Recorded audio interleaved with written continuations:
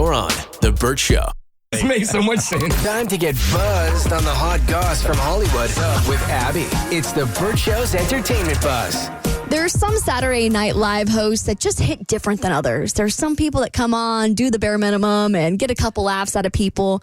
And then there are other people that are just icons. They come on, and you just feel like they should be on every single week. And that's how at least a majority of the SNL audience felt about Ryan Gosling on Saturday Night Live over the weekend. The thing I love about him, and some people hate this, and Lorne Michaels, the creator of Saturday Night Live, this drives him crazy, that I love about Ryan Gosling is he breaks character all the time and starts laughing. I freaking love that. So we were talking about it earlier this morning where me and you were in the camp of it makes it funnier when people break character. But Kristen, you felt like it kind of ruined some of the sketches. Oh, I love it when they break character.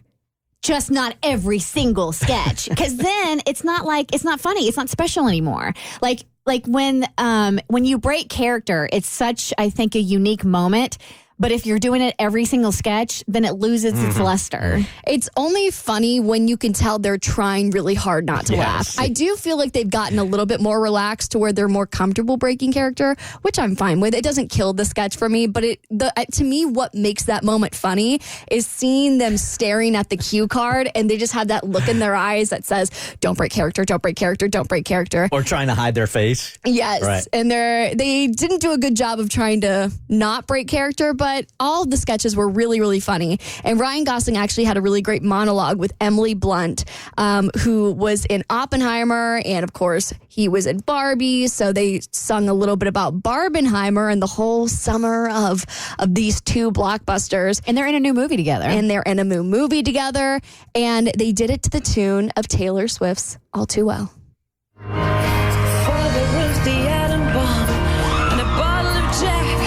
I used to be the alcoholic wife of a dude in a hat, talking to Albert Einstein, sipping a margarita with Sir Christopher Nolan and a bag of vodka. And I miss all my kids, And I miss Cillian Murphy. and you really should see the fall guy, but I just can't seem to let So they did it to the tune of All Too Well because there's a scene in their upcoming movie together where Ryan's like crying to All Too Well in his car. So it's a nice little callback to it. And of course, they know the Swifties are going to talk about it. But then I want to put a list together of celebrities that it's not fair because they have too much talent. Like, you shouldn't be that hot like Ryan Gosling and also be able to act as well as he does and somewhat hold a note also. It's just too much talent. Even though Emily Blunt put him to shame because she can really sing. And she's the same way, right? God just chooses favorites sometimes. And during during SNL, one of my favorite sketches every single week is Weekend Update. I used to have the fattest crush on Colin Jost, who's one of the hosts. He's married to Scarlett Johansson now, so I lost out. But Michael Che is one of the other Weekend Update anchors, and they took a little bit of time to joke about this basketball player who has really made moves in the women's basketball industry, Caitlin Clark. She's like as good as the guys. She's fire. And Michael Che made a joke that was a little bit below the belt. The University of Iowa announced that basketball star Caitlin Clark will have her jersey retired and replaced with an apron. Oh, damn. I didn't see that coming.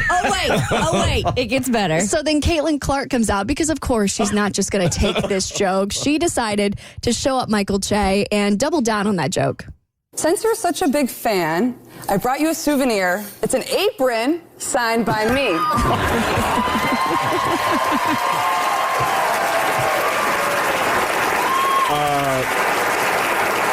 Thank you. I can't wait to give this to my girlfriend. You don't have a girlfriend, Mike.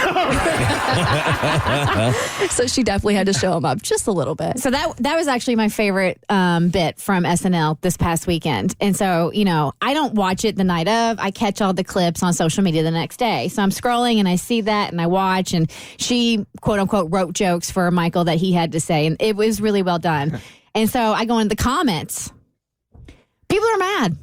About the joke? No, because they had Caitlin Clark and they didn't have the winners of the national championship. They didn't ask South Carolina, a player from South Carolina, to come and do it. Yeah. I roll. She herself will bring. she'll bring more fans into women's basketball. She's a phenom. She's a 1000%, phenom. yeah. She's a phenom. So, yeah, you know what? Not everybody gets a trophy. No. The Saturday Night Live trophy. Bingo. Okay. South Carolina already got a trophy. Let Caitlin Clark get her trophy. And then I think she's like, the number 1 draft pick for the WNBA. Totally sure. deserves to be there. Like, kudos to everybody. I wish everybody could be on SNL, but that's just not how it rolls. But like when I was going through the comments, I'm like, are you freaking kidding me? People will find something to bitch about anything. Every single time. For more stories, head to the Bert Show podcast on your favorite listening platform. You're on The Bert Show.